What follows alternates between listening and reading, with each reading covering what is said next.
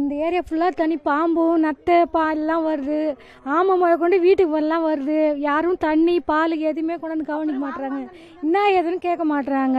வயசானவங்களாம் வச்சுருக்கோம், கர்ப்பிணி பெண்ணுங்களாம் இருக்குது வீட்டில். என்ன ஏதுன்னு விசாரிச்சா தானே எங்களுக்கும் கொஞ்சம் பயம் இல்லாத இருப்போம். அவங்க மட்டும் கம்முன்னு இருக்காங்க, வராங்க போகிறாங்க, அவங்க மட்டும் வந்து போயின்னு இருக்காங்க. தண்ணியில் நடக்கவே முடியல, முட்டிக்கால அளவுக்கு தண்ணி இருக்குது, நடக்கவே முடியல. நீண்டிட்டு போக வேண்டியதை வயசானவங்களாம் வச்சு ரொம்ப லோல் போடுறோம். என்ன பண்ண முடியுது, கஷ்டமாக இருக்குது. எங்கள் பால் பாயிட்டு வாங்க போய் ஒரு டீ வாங்கிட்டு வந்து பால் வாங்கி டீ போட்டு குடிக்க முடியல. அப்படி இப்போ கஷ்டத்தில் நாங்கள் லோல் போட்டு கிடக்குறோம். தேவநாமசாமி நகர் எக்ஸ்டென்ஷன்லேருந்து பேசுகிறோம். புயல் வந்ததுலேருந்து இங்கே வந்து தண்ணி வெளியேற்ற முடியல, கழிவு நீர் எல்லாமே கலந்துருக்கு. முதியோர்கள் இருக்காங்க, குழந்தைங்க இருக்காங்க, கர்ப்பிணி இருக்காங்க.